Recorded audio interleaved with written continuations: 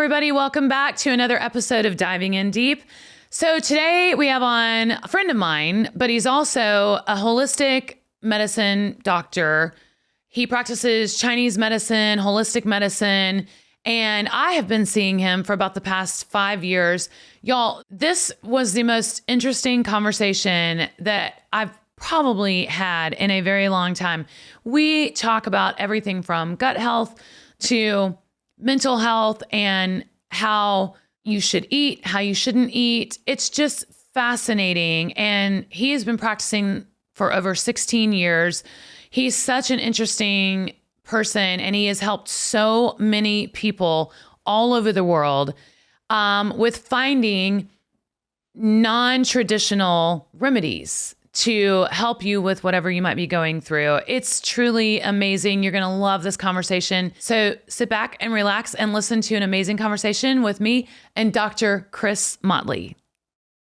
Thank you so much for coming. Thank you so much. I know that you are so busy, but I met you probably, what would you say, 3 or 4 years ago? 3 or 4 years ago, we met at the L&L Marketplace building when I had a small office space over there. Yes.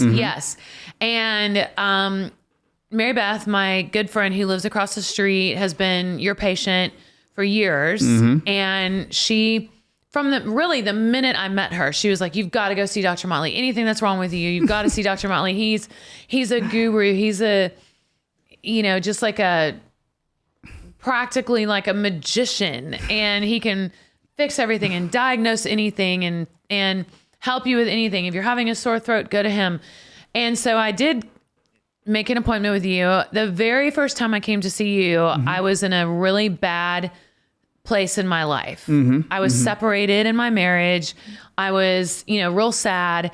And I'll never forget one of the very first things you said to me, and you can explain what you do and how you do it. But I lay down on your table, and one of the first things that you said to me after like just kind of touching me and looking over me and all this stuff is, your heart is closed. Remember you said that to me? Your heart is completely closed, meaning like I took it to mean like my heart and emotions were closed, where I think you meant more like your actual organ, your heart is closed and you're struggling or something like that. And I remember I started crying, and you were so spot on with every single thing in my life that I was just amazed by you. And I don't see you as much as I would like because you're so hard to get into. Because you're so famous and busy. So I always ask all my special guests to just kind of give like a brief summary, about a 1 minute of like who you are and what you do. Oh, my name is Dr. Chris Motley, and I have been in practice for almost 20 years. I practice Chinese medicine predominantly. I did get a chiropractic degree and a kinesiology degree, but I practice mostly in that realm. In a nutshell, I moved to Nashville that long ago, and the reason I got into healthcare is because my brother had chronic allergies and my dad had chronic back issues. And they went to alternative medicine doctors. My dad didn't have to have surgery. My brother didn't have to get any more allergy shots. And so one thing that I want to do was either be like a jet pilot or an artist, like a drawing sketch artist. But I decided in my heart of hearts, I think God told me, I think you'd be good at healthcare. Don't know exactly why, but when I saw that, it kind of veered that way. And I think the reason I got into Chinese medicine was because I got into a rear end accident before I went to school. And my neck kept going out of alignment. It'd always get, sore. And the chiropractor would come and adjust it, but it'd fall out of place.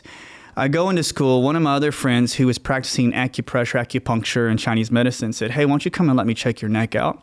He does. And he looks at me and he goes, hey, it's your gallbladder that's making your neck hurt. And I said, no, it was a car wreck. And he goes, no, it's your gallbladder. So basically, in a nutshell, he worked on all the gallbladder acupuncture points that line my neck. He said, because you have a sick gallbladder, that's the issue. He worked on that, and my neck stayed in alignment, and it didn't go out again, and I stopped having headaches. And this is after months of headaches and migraines. So when I looked at that, I was sold, and I went into Chinese medicine because in in my point of view, you can look at Western medicine that does take urinalysis and blood work and uses all the different scans that are great. But Chinese medicine looks at the energetic connections. And it may sound a bit woo-woo, but really when you're talking about how your body is a circuit board and there's electrical lines, Chinese medicine likes to look and see where all the switches are flipped. Mm-hmm. And then I try to find out which symptoms you have and make the connection. That's why I got sold. Because the things that are just so minor that you and I would talk about, that, no, that's not a big deal. That's just little spots in my nails, little white spots. No, they ain't just little white spots. That's a liver issue. So that's why I got into this. And like you said, I think the only reason, though, Sarah, that people can't get into me, I've just been doing it a long time. I appreciate your kind words, but, it's just, I guess you've been here for the long run. People fill your spaces up, That's not true. I remember going to you. So I had COVID. And I continued to sing with this COVID cough because I didn't want to cancel shows. And we had already, been forced to cancel a whole year of shows. Mm-hmm. And so I got COVID sort of right after we started working again. And I didn't want to, let down my band and crew and cancel any more shows. So I kept singing on this COVID cough. And I remember coming into you and you were like, I'm going to do this, and this, and I'm going to touch your foot and maybe touch right here or something. And then you said, by this evening, you'll have your voice back and your hoarseness will be gone. And it was. So that's why you're so popular, because it's really true. And I do love, I'm nothing against Western medicine. And like you said, there are times and places for that, especially if you've got a broken bone or, any kind of ortho kind of stuff. But if you're just trying to figure out what is wrong with me that has been wrong with me for years, that I've just been struggling with or taking pills for years, you find the root cause of it. And it's just amazing. And all three of my kids have, benefited from coming to see you. You've diagnosed Audrey with different things. And it's just absolutely unbelievable. And almost every time I go in to see you, you tell me that it's my gallbladder or my kidneys. Mm-hmm. So is that pretty common amongst most people? In the American culture, it is. So if you had gallbladder or kidneys, the reason I think that you're unique, you're not like everybody else. Whenever we talk about the kidney and gallbladder, for example, would be the gallbladder has to do with the stress and the emotions of having to hold on to things in your life.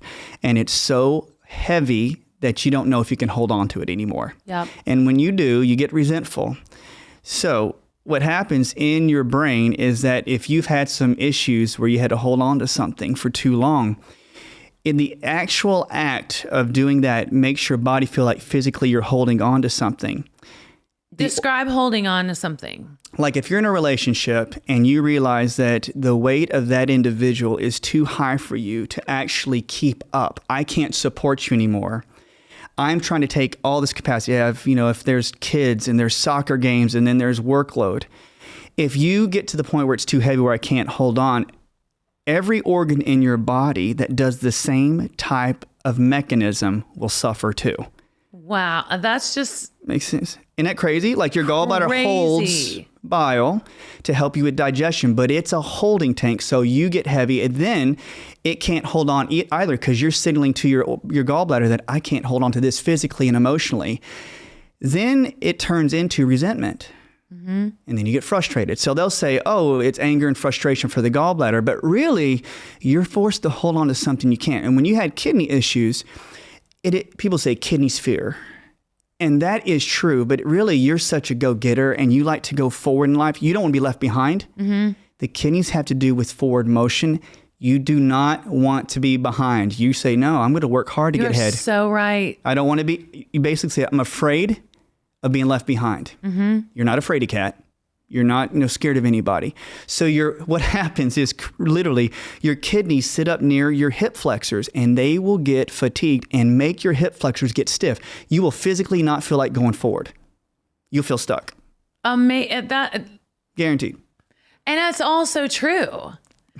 But what most people do is go and try to do a quick fix or an easy fix. But I would say that your fixes are quick fix because you get right to it instead of just putting a Band-Aid on it, with a painkiller or an antidepressant or anxiety medication, which I'm not saying anything against anyone who does that. I'm just saying, I feel like your fix is quicker.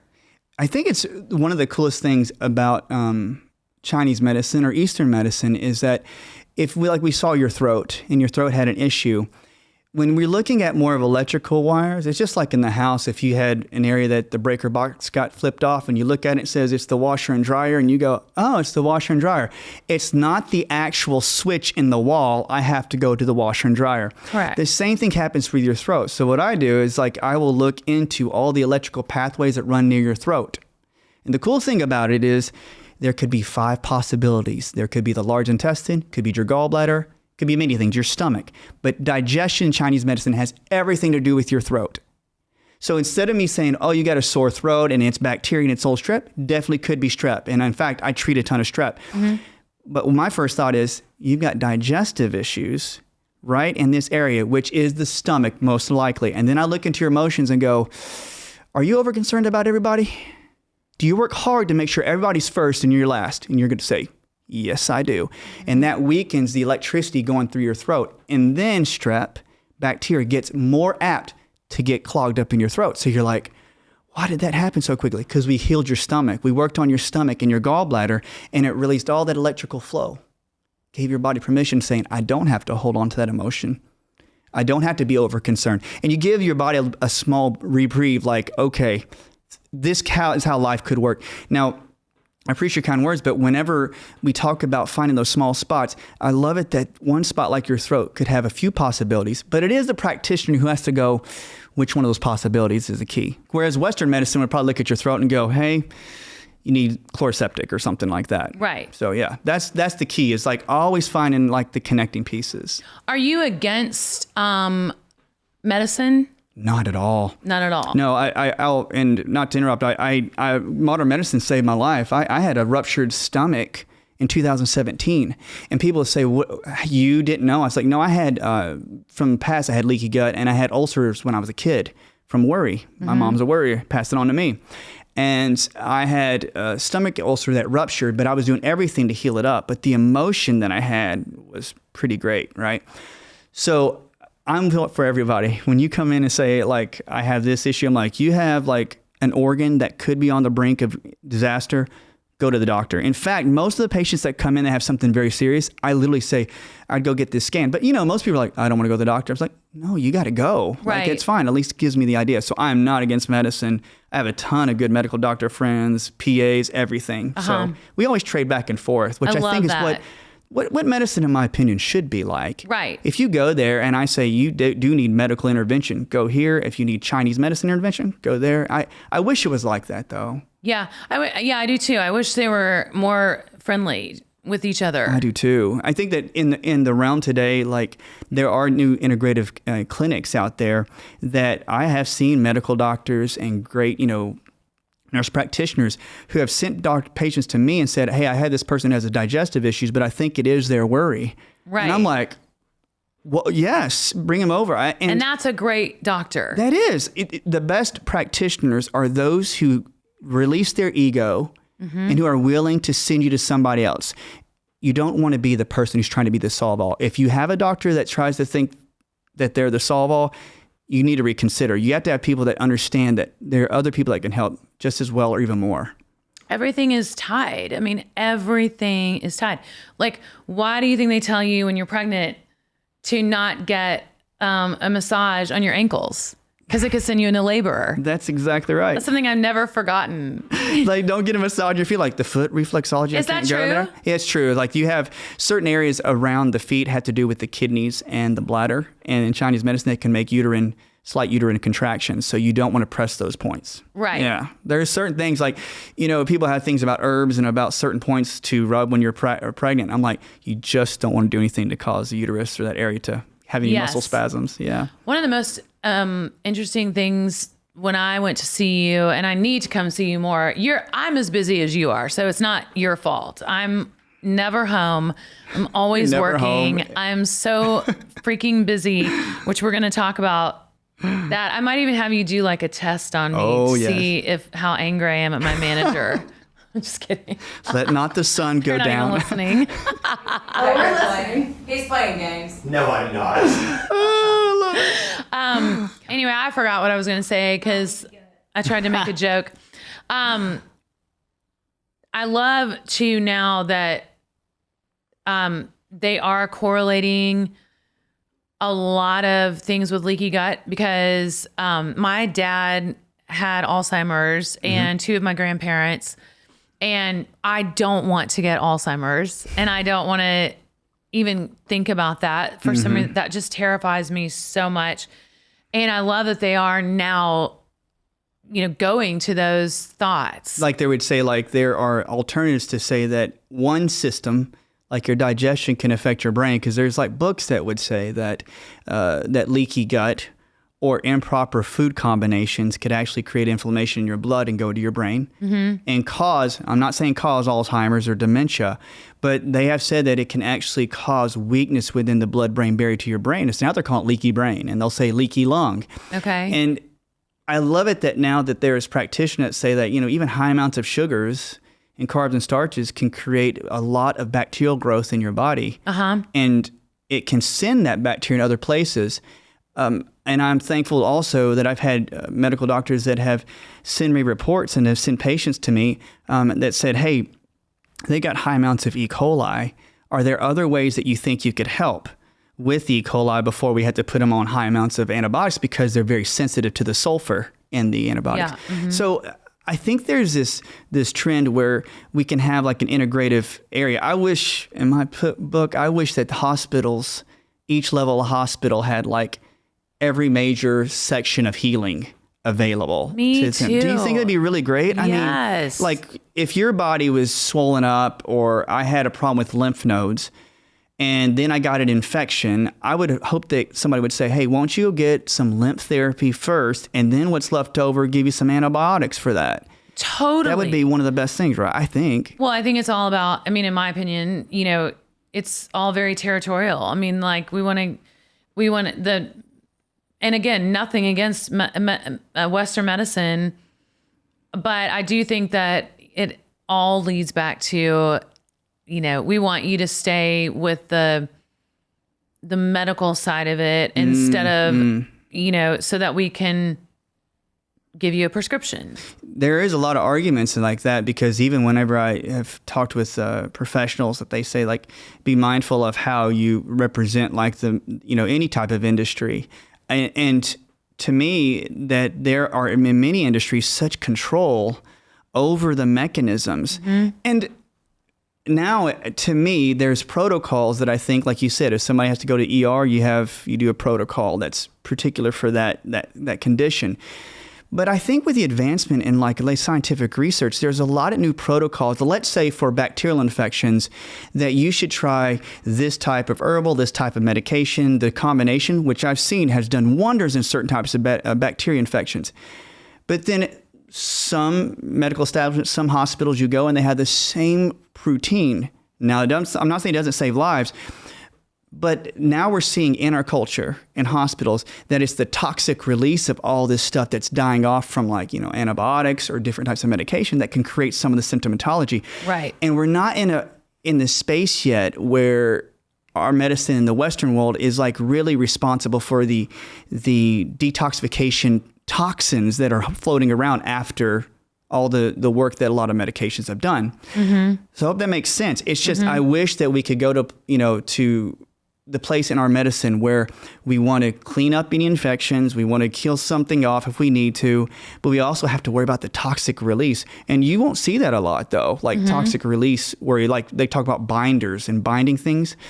So when we talk about control over an industry, patterns and routines in any industry rules of an industry. So that's one thing I have to say on that. Right. I'd be very mindful what I say. So yeah, I understand.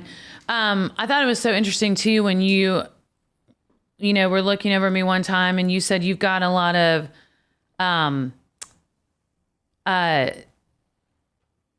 vaccinations from when you were little that I can work out of you, that are maybe hanging around, causing. I just think all that stuff is so fascinating because,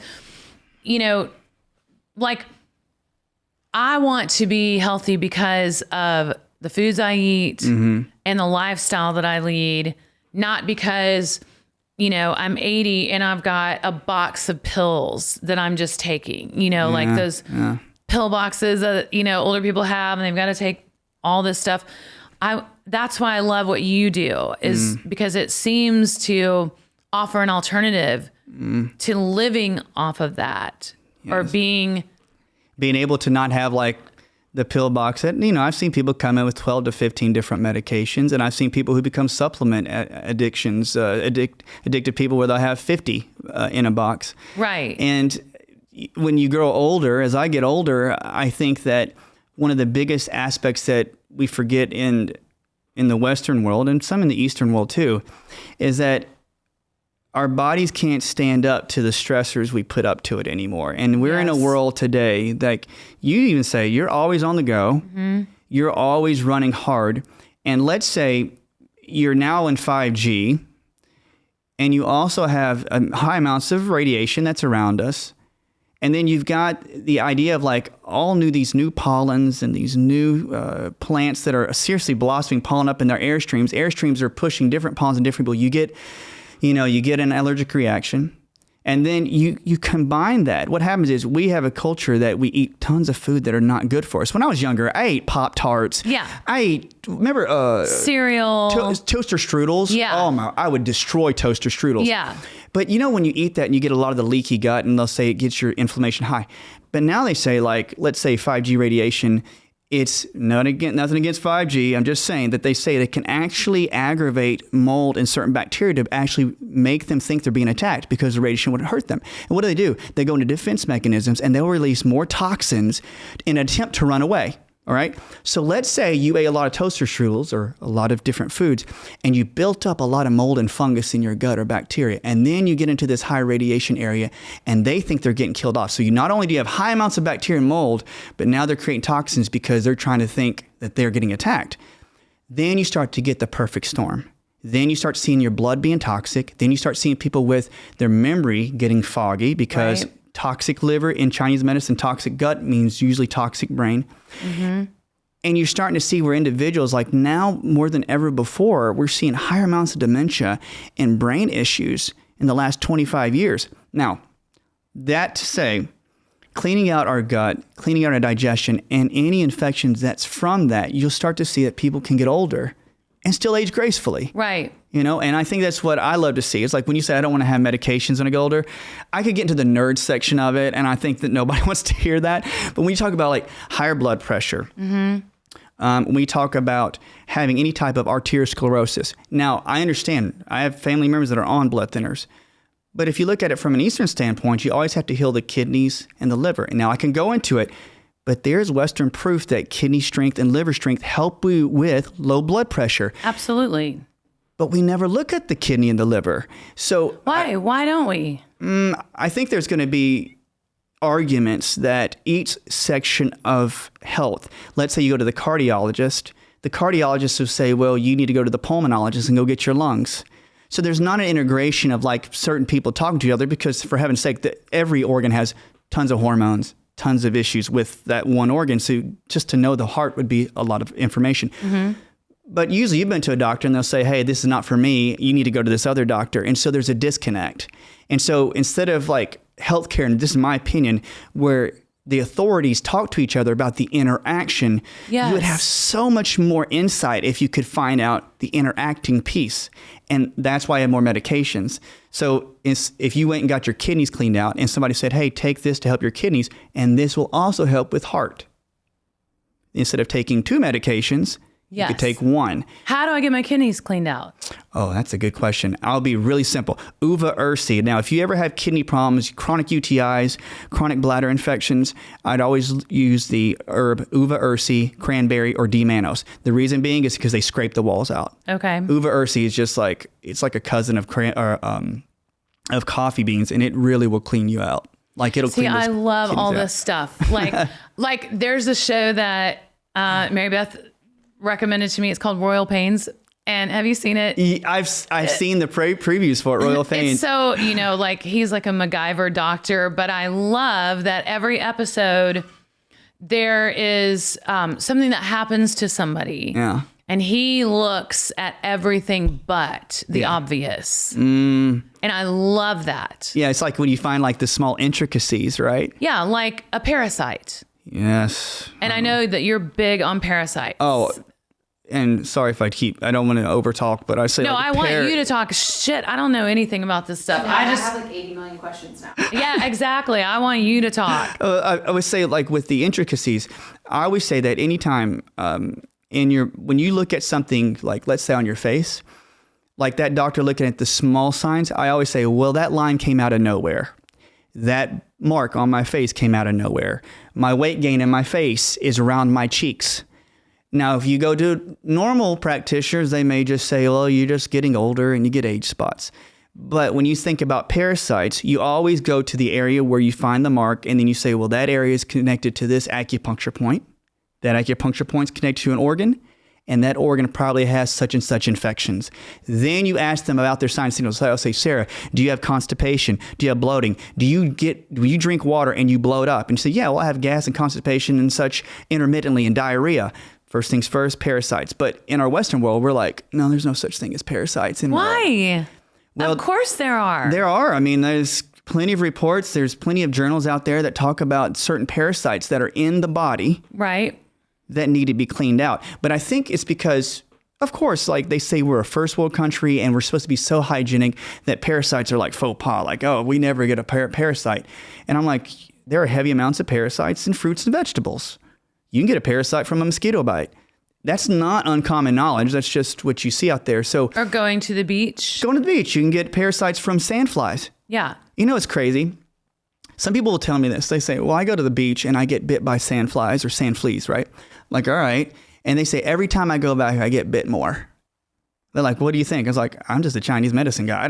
I'm like, what do you want me to know about this?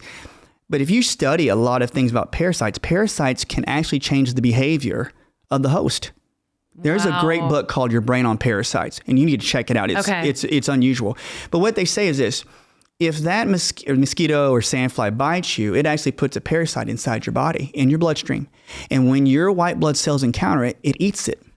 And it lays eggs in your white blood cells.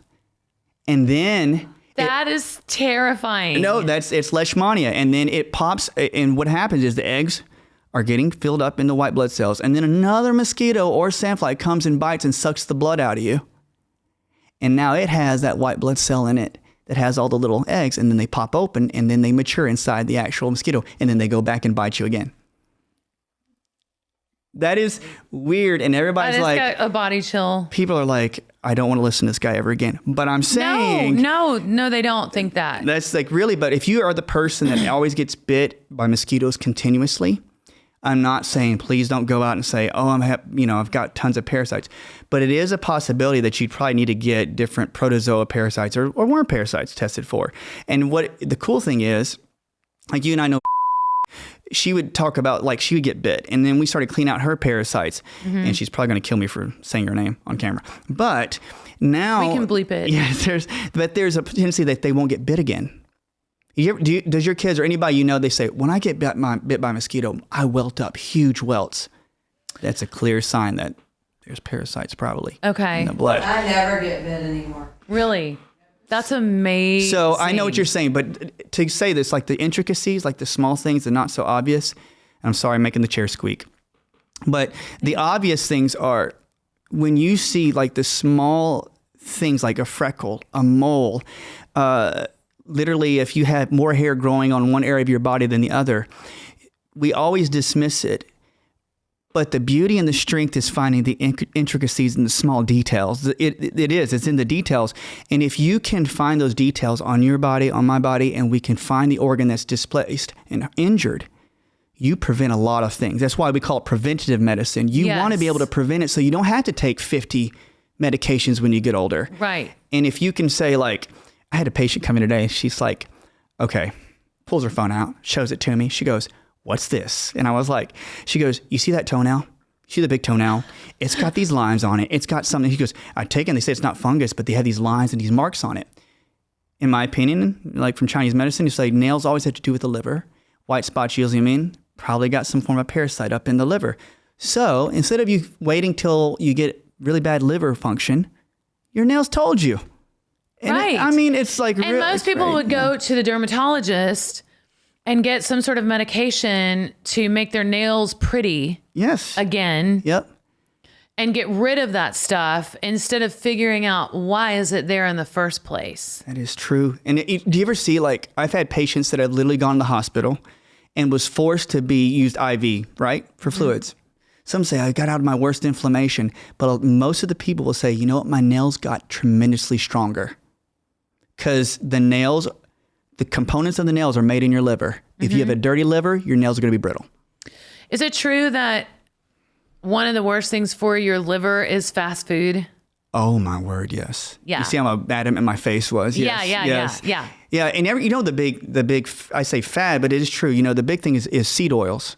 Right. And what they're saying is this, that if you go to a fast food restaurant, I'm not going to name any so we don't get in trouble, but they use oils as preservatives because they know that the longer an oil sits on the rack, they'll sit in a warehouse for like 2 years in the hot and they go rancid. It means that the actual components of the oil gets broken down. And when it enters your body, it will cover your cells like slime and it won't allow the nutrients to get in. So you think about all the years you eat this and you're like, I just ate fast food and there's just tons of seed oil in my gut. And most people would say, I don't care. Right. But But they will freaking care. They will care when they get older. Yeah. And they're like, whenever you get to a point where the liver's so congested and there's cirrhosis type behavior in your liver, people out there are going, yes, ALT levels, AST levels, just from seed oils. Mm-hmm. And that's why it's so harmful. That's why people say I look older when I do seed oil. But fast food, we have this thing at the office. You may have seen it. But we have, I won't name names, one major fast food chain. And we have, I can't say that. We have a meal that's from 2017 underneath glass, and it has not broken down or molded at all. At all. I believe it. Yep. I totally believe it. Motley, here's my thing. Sorry, Dr. Motley. No, I love you. I've just gotten used to calling you Motley. Yes. I just like talking to you. It's great. So I just recently lost about 27 pounds, to be exact. You look great. Thank you. I went through menopause. I'm all done with that. I think I am. Just because my body stopped holding on to weight. Also, I've stopped drinking. I've just made a few changes, not a lot of changes, but the main change that I've made is just that I've cut back on my eating. And I've always been a relatively thin person, except for the past 4 years I've struggled. And then one day I just sort of felt like you're done with menopause. I just kind of felt it. And I started dropping weight. And then once I started dropping weight, then I started wanting to, because when you are up in your weight, you're frustrated. So you just eat because, or at least I do. Yeah. It's like, what's the point? What's the point? Yeah. If my body's working against me. And so, I probably have 5 or 10 pounds more than I'd like to lose, but I've lost about 2 or 3 pounds a week for the past year or 9 months. And I have found that everything about my body, my looks, everything is better when I'm thinner. Like, for instance, I used to have a lot of dark spots here, on my chin, and my dermatologist was like, you need to do the IPL and all that kind of stuff. And then I just went to get a facial the other day, and I was like, since I lost all this weight, these dark spots are gone. I love it. And so now I'm sort of faced with, and my kids are so into healthy eating and all stuff, which I don't know what to believe, because I don't know if it's what you eat or just how much you eat. Because with me, you know, and I just went to my checkup. I just had blood work done. Every single thing is perfect. Everything. Everything's perfect. Perfect. Awesome. And I've discovered that there's nothing bothering me. I don't have any kind of digestive issues. I'm super happy. Part of that could be, you know, just a couple other things in my life are back to where they should be. But overall, and again, the weight loss has been healthy. It's been a couple pounds a week. It hasn't been drastic. Now I'm at the point where I don't really know what to eat, because I'm not going to eat a toaster strudel or a Pop-Tart. But at the same time, I might have an oatmeal cream pie if I'm hungry, because it's just a little bit of something. So is a lot of our health issues based on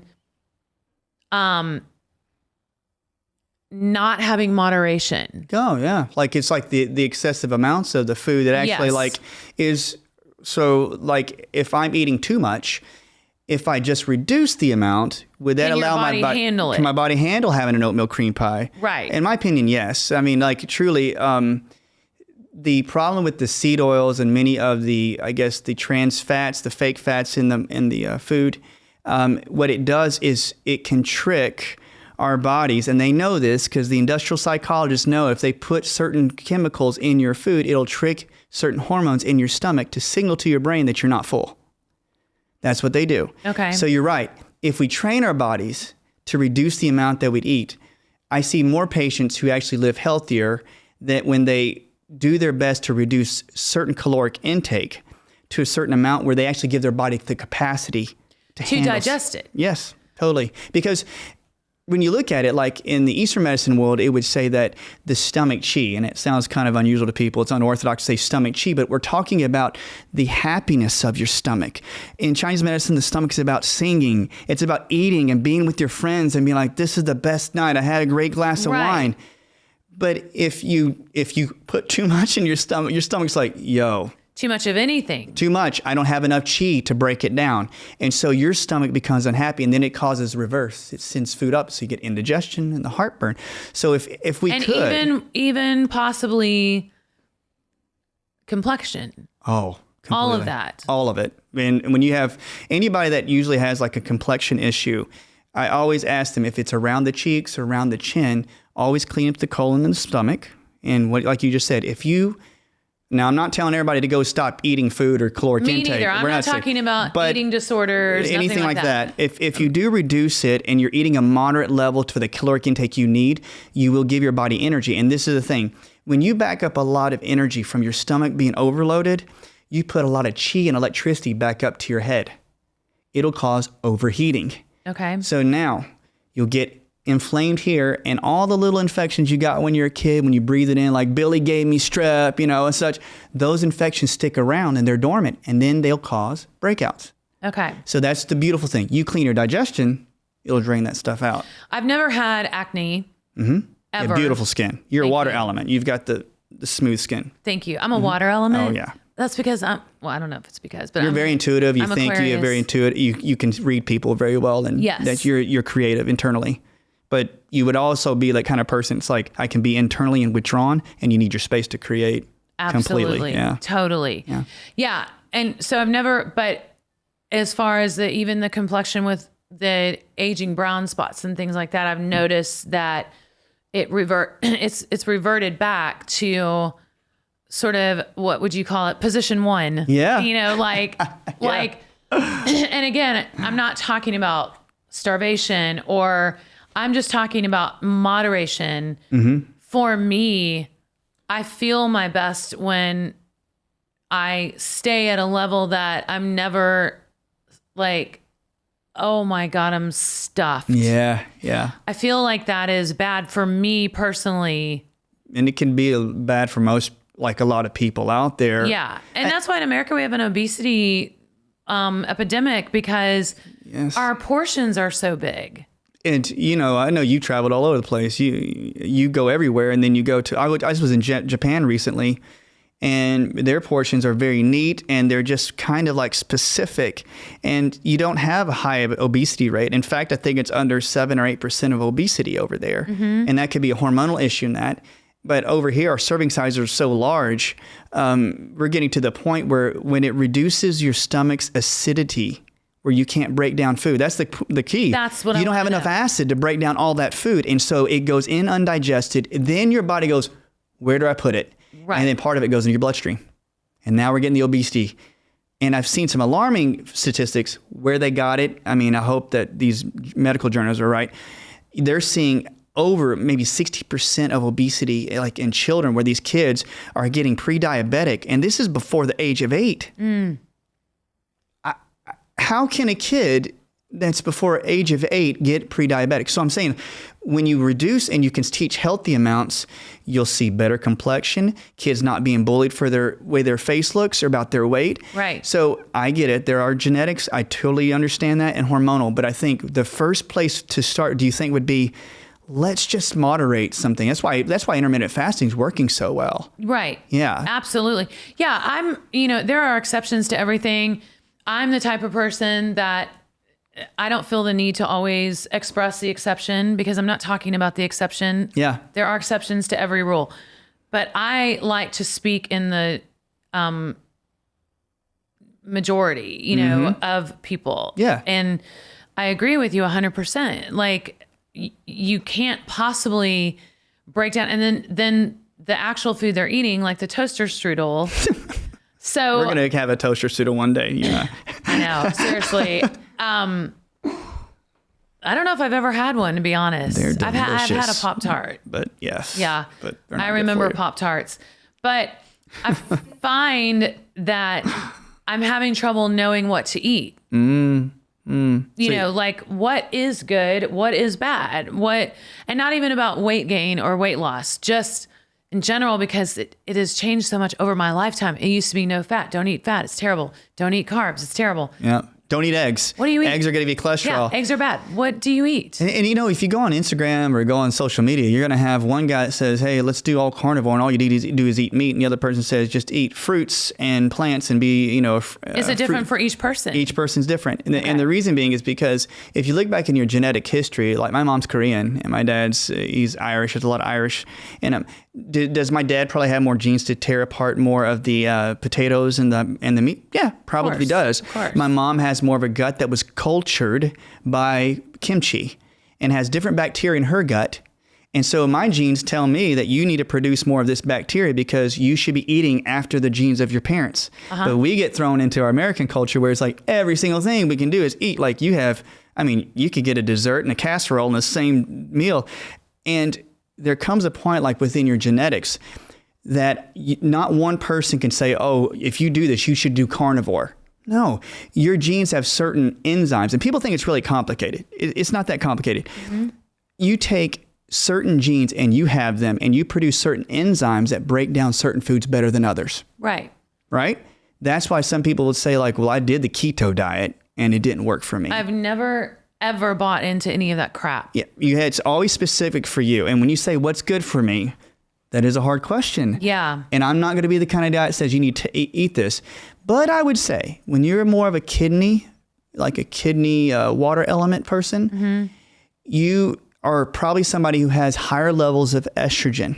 And I'm not saying this like talking about you. I'm saying like estrogens means that you could, when you're younger, you may have had curvier, hips when you're, younger and you start out, that's more estrogen dominant. Those individuals usually do really well on a pescatarian diet. That's what I've seen. Like fish, lean meats, good vegetables, nothing too sweet. You can do a little bit of sweet. You need it for your kidneys. And that's the sweet part. And, it's moderate need amounts. Sweets for your kidneys? A little bit. You do need. That's what they say. It keeps, I'm serious, in Chinese medicine, the kidneys need to stay sweet. And it keeps you alive and rolling forward. Yeah. So you have to have a treat. that's one idea, but I will not say that, you would have to be all carnivore. So my advice would be look into the pescatarian, almost like a Mediterranean type diet. Okay. Maybe. But again, I would have to get your gene report and say, you can only eat this type of food. Like I had one patient and everybody out there is like, yes, I've done every diet and it made me feel horrible. I had a patient, and this is on me. I was like, you know what? You need to eat something with tons of high protein. And you need to do like maybe some fermented foods. Everybody's all about kombucha and kimchi. I'm half Korean. I love kimchi. But they started to feel horrible. And I did everything by the book. And then I did a gene report, and they have a problem with sulfur. Eggs have a lot of sulfur and cysteine in it. Right. A lot of the fermented foods do. And I was like, I should have read her gene report. I was like, you shouldn't eat anything with sulfur. She cut out all the sulfurs, foods, some of the kale and spinach, some of those have small trace amounts. And she started losing weight and started like going back. She could poop again. I'm just saying, be wary about all the diet plans. And I don't want to ever tell you like, Sarah, you need to do this. But I would say you could look into it. What about this? What about intuitive eating? That's beautiful. I like that. Yes. Like what you can handle. And so what we've been taught in the culture is that, intuitive nature and knowing your body is like, oh, it's too, out there. But like when you said, this is a beautiful point that you said, I think I'm done with menopause. You listen to your organs, and people think that's weird, but no, people know how to listen to their organs if you just allow the program to get to your brain. But intuitive eating is like some individuals come in and they're like, I used to eat all carnivore. Now I incorporate lots of fruits and vegetables. How'd you know that? I just felt my body. I know it's what it wanted. Right.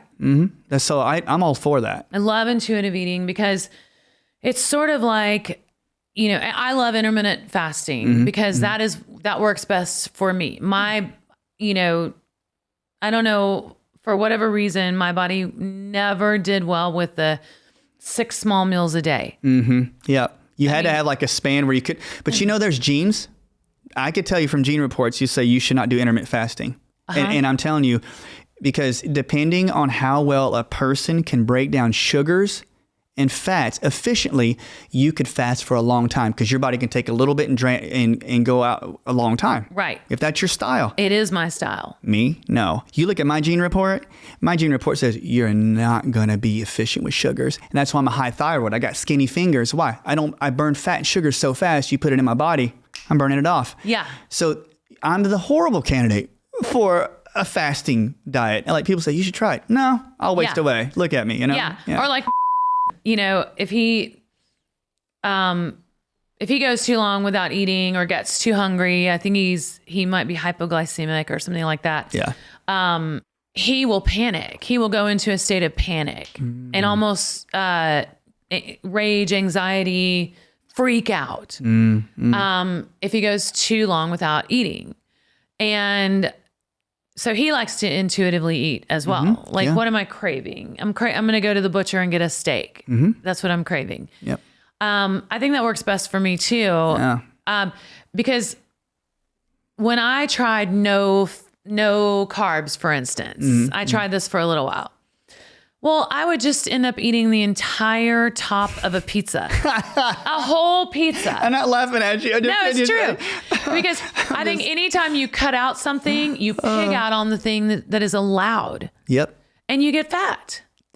Or you get unhealthy. So I think with me, it's all about moderation. I raised my kids on moderation. Yeah, that's right. If you want some biscuits and gravy, eat it. But have a little bit.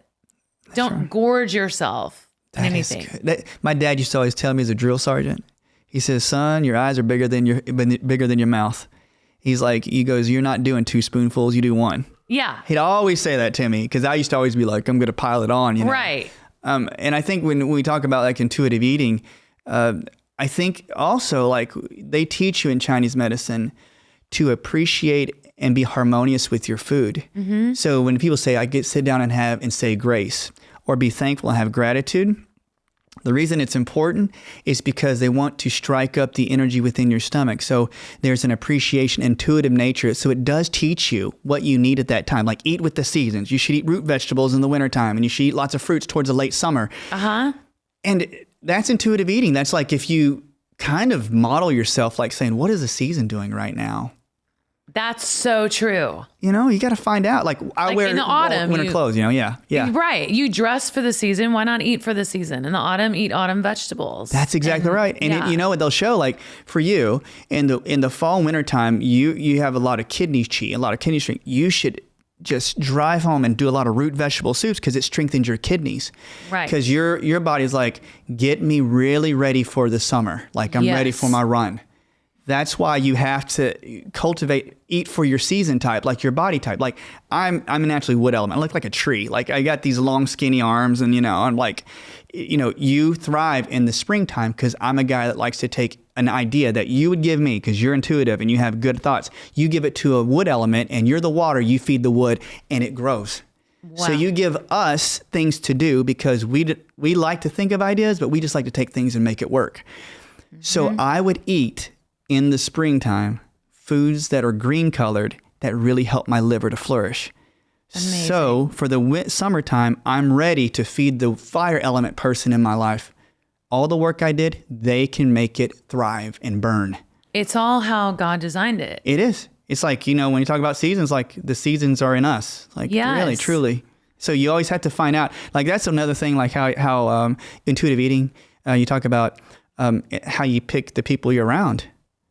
Truly, you got to find out which, intuitive, that like an intuitive nature, who you like. Mm-hmm. It's because you will attract, you're the water element. I'm not defining Sara. I'm just saying you're the water element. And you would feed people who are natural wood elements.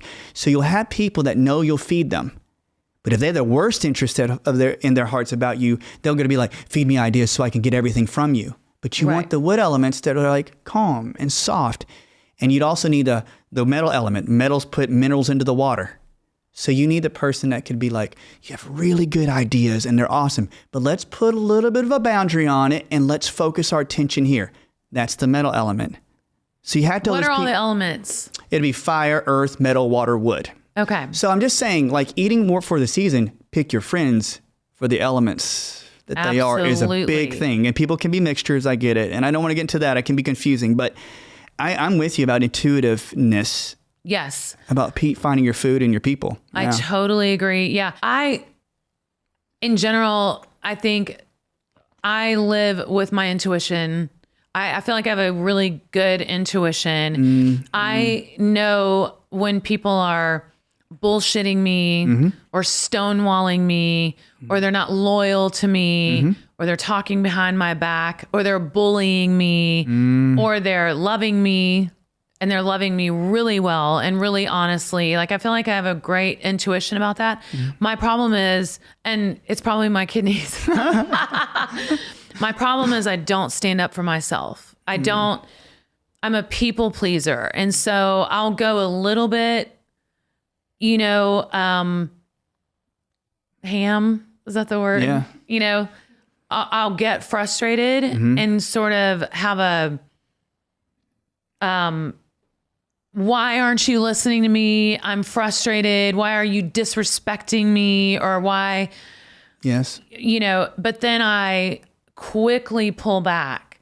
I'm not allowing myself, I'm not believing my intuition or I'm ignoring it so that I can not have people be mad at me. That I would say that one of the things that you want to do is during that winter time when you strengthen the kidneys and finding like herbals to strengthen. It's because if you can't speak your voice and express it, the one thing that the fear of being left behind. So I would always check in and say, is there a fear of abandonment? Totally. Or being desertion? You're the fish out of the water. I'm the one who does not belong here. And you'll always go back to that programming in your life thinking, I don't belong here. So you're going to make everybody else happy so you can feel like you belong. But I think that when you strengthen up the kidneys, you don't have to stay in that position. But the more you give your kidney strength, the more, they call it the chi in the Ming Men. It's like this little internal door that will give you electricity literally in your spine, up and down. So they say the stronger your kidneys, the stronger your backbone. How do you make your kidneys strong? I got some good herbals for you. Okay. I'll get it for you. So it's herbals. Herbals to me, grounding, taking your shoes off. Kidney wants the bottom I do feet. that every morning. Every morning between the hours of 3 to 7. I know it's a big span, but 3 to 4 is when you start this area where your kidneys and bladder are really energized. You need to do stuff that creates joy. I'm serious, for you. Okay. Because you have to have respite, whether it's reading a book with your kids, whether it's having a good margarita, whether it's something that you're doing for somebody else. But if it truly brings you joy, you'll build the kidney chi up. But it has to bring you joy, not like out of obligation. What if you can't do what brings you joy? That's when you have to kind of keep putting herbals in. I do not like to be a guy that says you have to take herbals, but I will say this. If you have to withstand the stress, you have to strengthen up the organs to be able to handle and process it, because you could be frustrated or angry or fearful, but you need to be able to strengthen that organ up so you can handle it and process it efficiently where it doesn't get stuck in your body. Because that's another conversation, like, does it get stuck in your body and cause you to have physical sickness? Completely. Right. That's where emotions become physical sickness, is when you don't strengthen the organ to handle it. Okay. So I need to come see you and get tons of herbals and strengthen the organs, because I'm in a real tight place right now. Yeah. You need to get your kidneys strengthened up so your adrenals get strengthened so you can handle. Because it's going to change your physiology, as in it'll change your hormones, it'll change your hormonal reactions, it'll change many things like that, how you handle stress. Last question. Yep. Are red grapes good for you? I love them so much. Red grapes are great. I don't have any problems. I've only had a few times where people have shown like sensitivities. We do some sensitivity testing that they've had grapes issues. So wine usually is not a bad problem with people. Well, not wine, actual red grapes. No, I mean, I love to eat those every night. The only thing I'd ever say is if somebody had high amounts of parasitic activity, and maybe too much is too much, but okay. I don't see them being wrong. Well, intuitively, I can tell when too much is too much, because I'll go for a while without eating them and then I'll crave them. Yeah, so they're not bad. Okay. I mean, it's just different strokes for different folks. It's like, kind of thing. Got it. Yeah. I loved what you said about, and you can say whatever you want, but just to bring this back to you, your idea of hospitals. Yeah, having a floor, like the perfect idea, like in my head about what a good healthcare system would be that, yes, every floor of a hospital would have practitioners of different disciplines that would get their specialty in line with the patient, but that each practitioner is writing their note to tell you what's going on with a particular system. So I can make the adjustments on you. Let's say I have to work on your heart. Okay, what working on the heart will do to the connected pieces. And that's where I think Chinese medicines are really good, and so is Ayurvedic. So my idea would be, can we create a system, when they say truly it's healthcare and preventative, by first eliminating all the toxins in our culture, which would take care of probably 60% of all the problems. Mm-hmm. But each person, this is a lot to ask, could each patient have their individual genetics test ran so that every medication, every supplement, every herb is fitted for that particular unique gene sequence? Yes. It should be. Yes. There's a question of why this person shouldn't take antibiotics, this person shouldn't have this or that.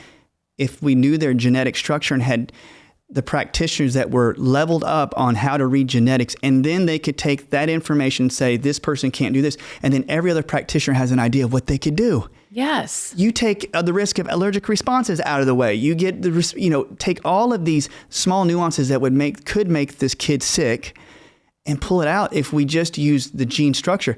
And now they're having the technology that they can do it. And the gene testing by labs can be too expensive. That, and never deny that there are lots of critters in the world. The weaker the genes, the more you have bacteria, yeast, mold, viruses, parasites. Okay. If we had a system that knew genetics and knew how to get rid of infections and fed the body with good herb stuff, we would have a whole system where it would be less pressure on the cardiologist, less pressure on this person. And maybe it sounds a little bit too far-fetched, and I don't want to offend anybody that's in the medical realm. I have a lot of friends there. And it's really a call on all the medical practitioners, healthcare practitioners. Like, could we live in a world like that? That would just be amazing. And then our lifespan would increase greatly. We would be healthy. We would solve cancer. I mean, so many things. So many things. You're and so right. We could do a lot. And there's there's a lot of backfighting. I keep myself out of it. I just say, Yes.